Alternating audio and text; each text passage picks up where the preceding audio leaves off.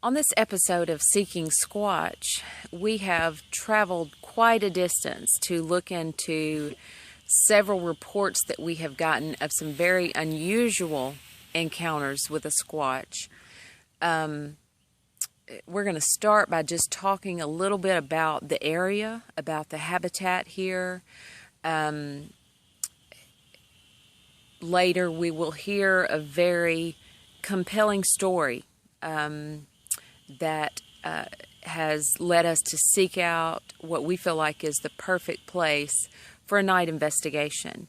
I want to begin by just letting Ty just tell us a little bit about this area, what makes this area so squatchy, and about these reports that just unbelievable reports that we have heard about the encounters with Sasquatch here in Carthage, Mississippi. Well, you see, there are trees, lots of trees. Squatches like trees. Squatches also like deer. They like trees and deer. And that's what they have here. Trees and deer. And frogs. Squatches sometimes like a midnight snack sometimes. Okay.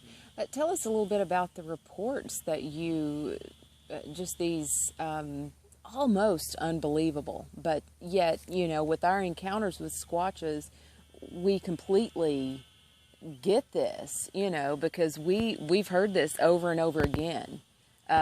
It's just such close encounters. Tell us a little bit about those. Well, there have been lots of close encounters in just this area here. There's been one over at this lake that we can see from right here. A friend of mine was just fishing, having his daily fish, you know, and he heard rustling in the bushes, and he just turned around, and there was a Squatch, just squatted down, getting rid of Squatch waste. Scat. Yes. Squatch scat, right there. Mm-hmm. Wow. Was he able to save any evidence? Did he do any cast or anything, or how long was that encounter? Did he leave first, or did the Squatch? Well, the Squatch noticed that he noticed the right the time in which right. the event was taking place, and the Squatch decided to get out of there and finish his business later when he got the chance. Yeah. He would have, he looked around and couldn't really find any footprints because I guess the ground was too hard or something. But he still does have that poop to this day. Okay. Has that been analyzed? Well,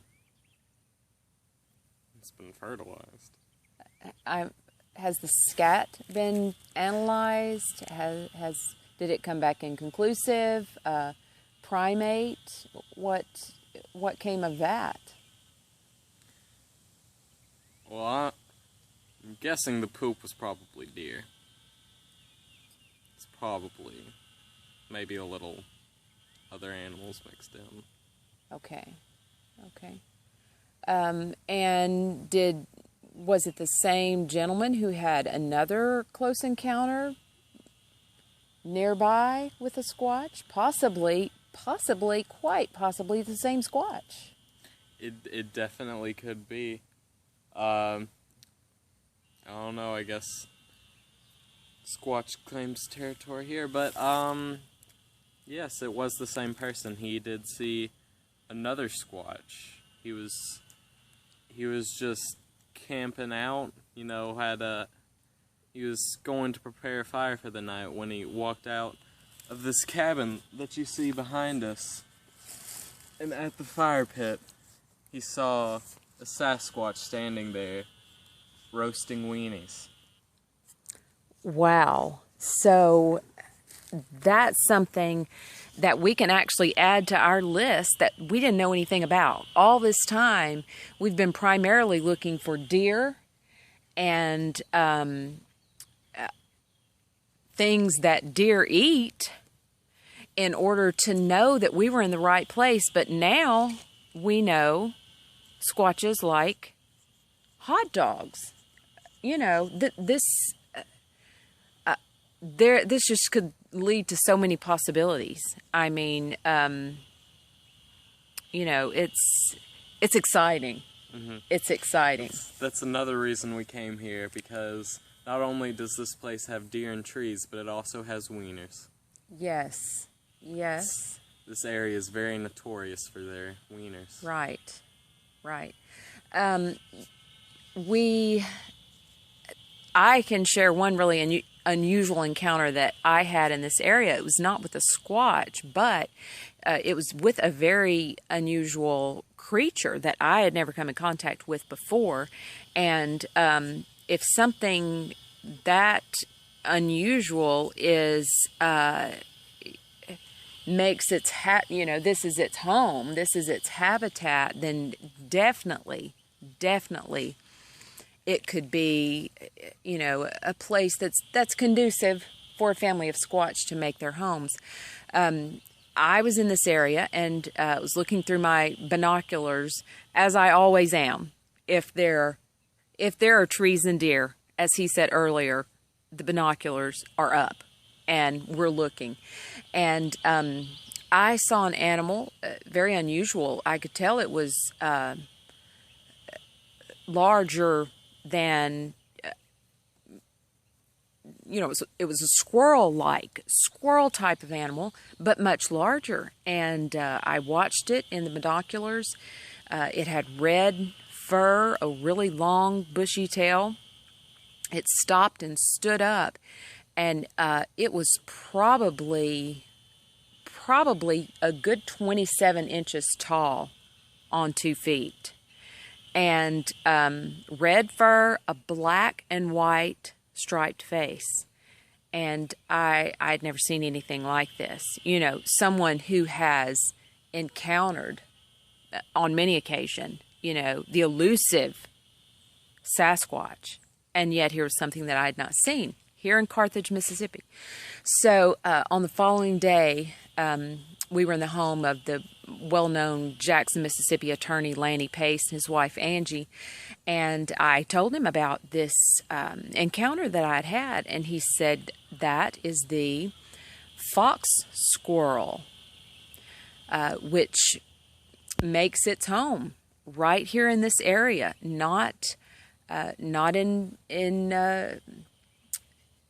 very, very few other places. This is the habitat for that squirrel, and I was told that it can be quite aggressive. So that is something that we're really going to be watching out for tonight as we do our night investigation, because the most dangerous thing we might encounter tonight could very well be an angry fox squirrel.